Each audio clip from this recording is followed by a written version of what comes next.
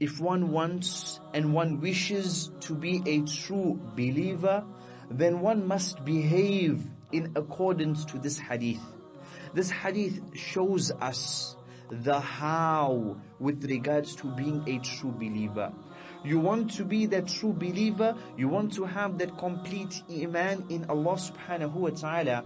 Well, where are you with regards to these three qualities? Where are you with regards to speaking good or being silent? Where are you with regards to your neighbor? Where are you with regards to your guests?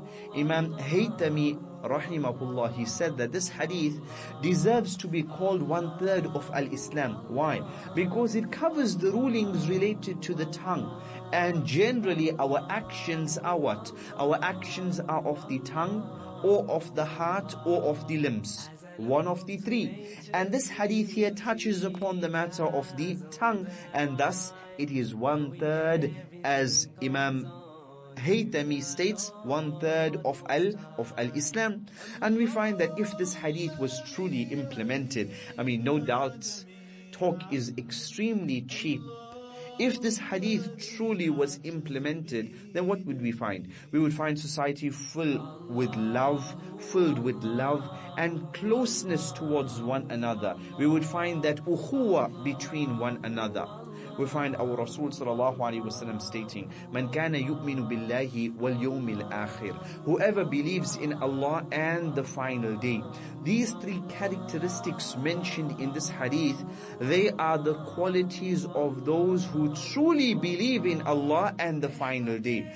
These three qualities, important, these three qualities are the fruits of that belief. They believe in Allah and the final day, and thus they speak good or they are silent. Thus they honor their neighbors. Thus they honor their guests. Subhanallah. And thus the complete believer, the believer with complete iman, he must have these three qualities. If you don't possess them, ya Abdullah, ya Amat Allah, then no doubt there is room for improvement. There's a lot of room for improvement. Why did the Rasul sallallahu alaihi wasallam mention whoever believes in Allah and the final day? Why not mention whoever believes in Allah and the messengers? Whoever believes in Allah and the malaika? Why specifically whoever believes in Allah and the final day?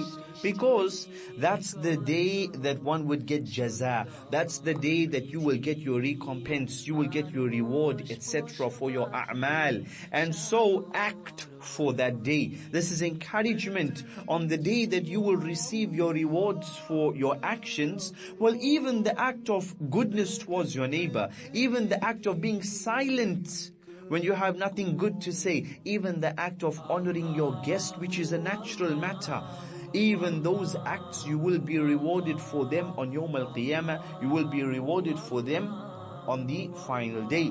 Brothers and sisters, every single act, one will either be rewarded or one would be held accountable with regards to it. One would be held accountable, subhanallah. من كان يؤمن بالله واليوم الآخر فليقل خيرا أو ليصمت. Let him say good or be silent. This tongue, brothers and sisters, and we've already mentioned many a times the importance with regards to restraining the tongue. This tongue, be very, very careful with regards to this tongue. If you believe in Allah and the final day, say good. Say good, ya akhil kareem. Oh sister, say something of goodness or be quiet. Do not indulge in evil. Allah states in the noble Quran, مَا يَلْفِظُ مِنْ قَوْلٍ إِلَّا لَدَيْهِ رَقِيبٌ عَتِيدٌ. Surah Qaf, verse number 16 to verse number 18, that nothing they say except that there is the one who will record it, the one angel on your right and the angel on your left. Raqibun Atid, they are ready and they are waiting to record whatever we say, subhanallah. Our Rasul, our Habib Muhammad sallallahu alaihi wasallam, he states, إِنَّ الْعَبْدَ لَيَتَكَلَّمْ بِالْكَلِمَةِ مَا يَتَبَيَّنُ فِيهَا يَزِلُّ بِهَا فِي النَّارِ أَبْعَدْ مَا بَيْنَ الْمَشْرِقِ وَالْمَغْرِبِ. Rawahu al-Bukhari. That verily a servant, a slave, he speaks a word, he doesn't ponder over it, he doesn't give it due thoughts. يَزِلُّ بِهَا فِي النَّارِ, and he slips with that word into the fire. أَبْعَدْ مَا بَيْنَ الْمَشْرِقِ وَالْمَغْرِبِ, a distance further than the east and the west. Subhanallah. Hadith reported by Imam al-Bukhari. Brothers and sisters, how many times we say a word, how many times we mock somebody, how many times we describe somebody in a rather distasteful manner. We say these words without pondering, without thinking.